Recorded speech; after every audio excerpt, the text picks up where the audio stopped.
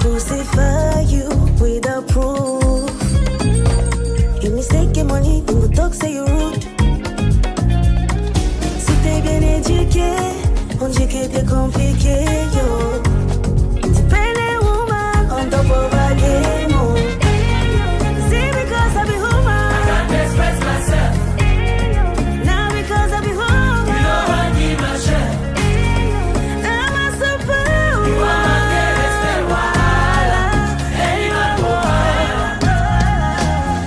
super, superwoman.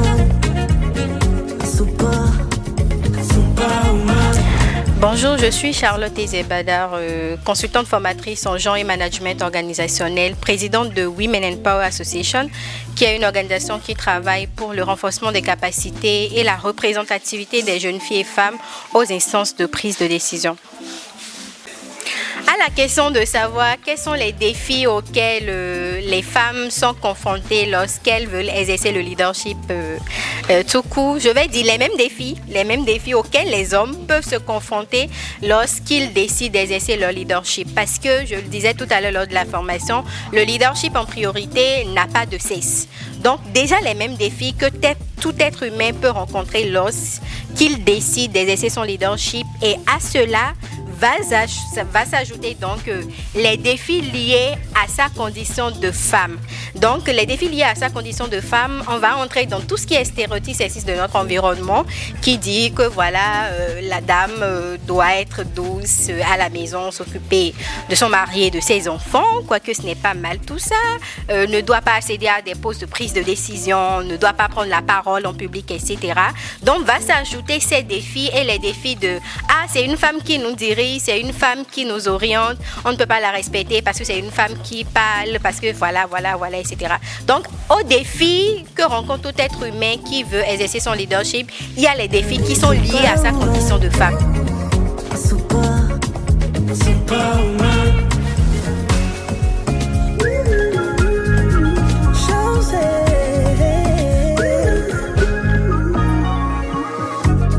Ce qu'on tolère à l'homme, à nous on l'interdit. But what a man can do, a woman can do so. On n'est pas des alibis, juste des belles en bikini, yeah. On n'a pas besoin de nom pour savoir qui on est. On est des super-héros, avec 2-3 kilos en trop. Perdu dans un monde macho, le courage de quand la peau. Oh, elle a fait ça, c'est derrière, il parle mais ils sont fans. Now we get the power, we woman on fire. Je suis Ariel Kodia, consultante ressources humaines, gestion des projets de développement, présidente de l'ONG Enfants en Joie. Je me spécialise dans les questions d'éducation de qualité pour la petite enfance, les questions de renforcement de capacités pour le leadership féminin, l'insertion socio-professionnelle des jeunes par la formation, le bien-être pour tous. Pour que les entreprises et les organisations intègrent à leur système d'organisation l'égalité des genres et l'équité, il est important de proposer des stratégies de quotas, par exemple, au niveau de décision, permettre aux hommes et aux femmes d'avoir droit aux mêmes opportunités, au même salaire, par exemple, à un même poste, de demander aux entreprises également de proposer des tests et des lois qui garantissent l'équité et l'égalité des genres en société. Créer des lois également qui protègent les droits des femmes de façon spécifique, par exemple pour les droits de maternité, les droits de santé et autres.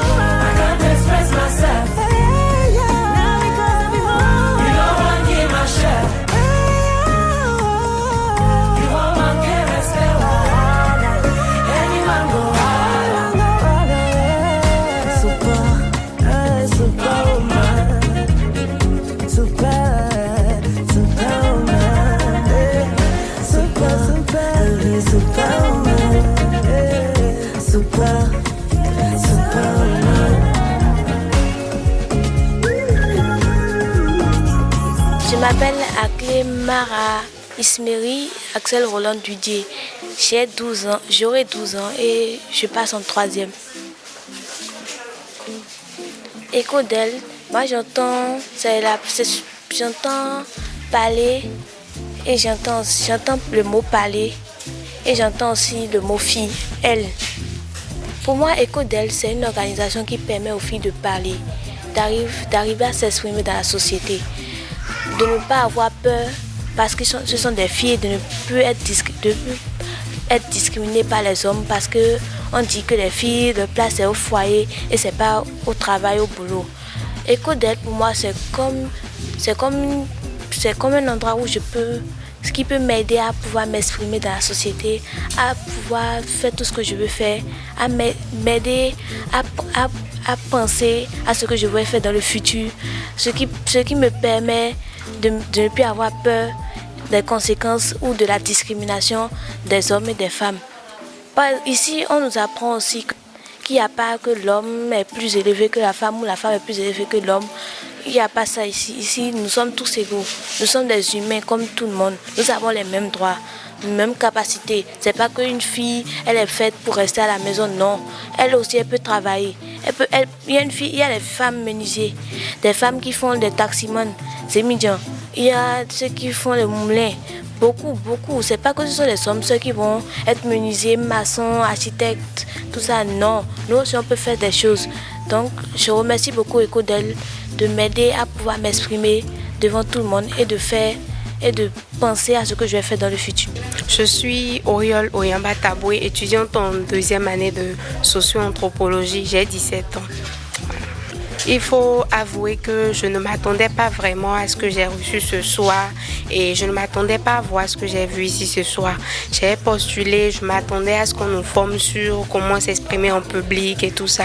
Je ne m'attendais pas vraiment à ce qu'on nous donne des récapitulatifs sur les thèmes dont nous avons parlé ici aujourd'hui ce soir. Et comme impression, je peux dire que je suis heureuse et très contente parce que je sens que ça va être une très belle aventure dans laquelle je vais découvrir tellement de choses, énormément de choses et vraiment ça sera vraiment du show. Encore que je serai avec mes amis, filles, pères et c'est pas tout le temps qu'on rencontre ce genre d'opportunités. Et aujourd'hui, par rapport à cette première formation, je crois que j'ai été plus outillée à me forger un mental pour pouvoir vaincre ce concours que je veux auquel je veux participer. En réalité, il faut dire, et je crois que je suis entourée de filles super intelligentes et que ce ne sera pas facile. En gros, je suis contente et très heureuse de participer à ce programme. Et si je ne participais pas et qu'après peut-être j'avais écho de ça sur les réseaux sociaux ou peut-être ça sera vraiment un regret pour moi. Donc je peux dire en gros que je suis chanceuse de participer à EcoDel. En fait, je pense que EcoDel a été conçu afin de donner l'opportunité aux filles de s'exprimer, de démontrer leur leadership, de s'affirmer dans la société. Parce qu'en réalité, le sexe féminin, le sexe le plus discriminé, les filles ne sont pas vues dans la société. Elles ne sont pas celles qui sont mises en avant dans la société. Donc je crois que EcoDel est ce programme qui a été construit pour nous permettre d'élever nos voix, de défendre nos droits, de faire ressortir le leadership que nous cachons en nous, de faire ressortir, de montrer à toutes les autres filles que nous sommes capables de parler aussi, de défendre nous-mêmes de droits et de commencer d'abord par parler pour que les autres puissent aussi parler. Voilà. Merci. Moi, c'est Avodea Dalia Fifame Ola. J'ai 15 ans. Je viens d'avoir mon BPC. Nous avons dit que pour assurer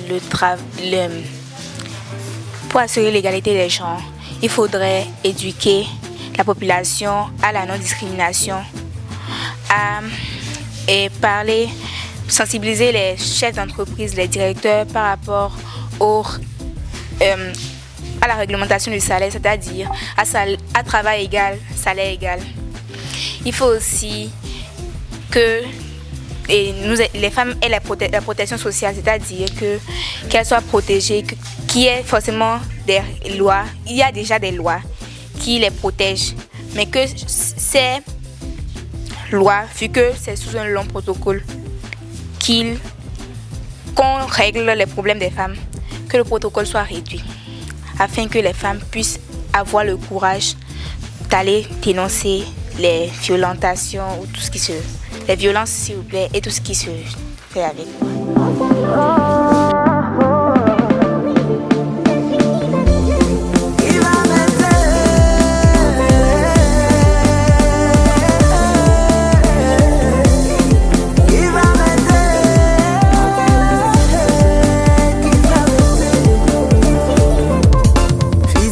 Physiquement je suis touchée, mentalement je suis touchée, complètement brisée, ne finis pas de pleurer.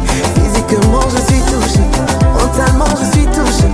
Si ça doit continuer, à la longue je vais rester assise dans le noir. Je me demande si tu m'as déjà aimé. J'ai perdu l'espoir de te voir redevenir l'homme que j'ai aimé, l'homme que j'ai aimé. Tu rentres bourré, c'est moi qui viens te défouler, des coups de poing à volonté, devant mes enfants m'humilier. Pour un oui, pour un non, et je dois encaisser, mais qui va m'aider?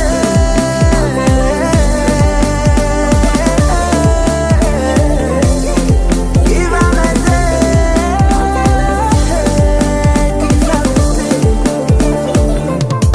Physiquement je suis touchée, mentalement je suis touchée, complètement brisée, ne finis pas de pleurer.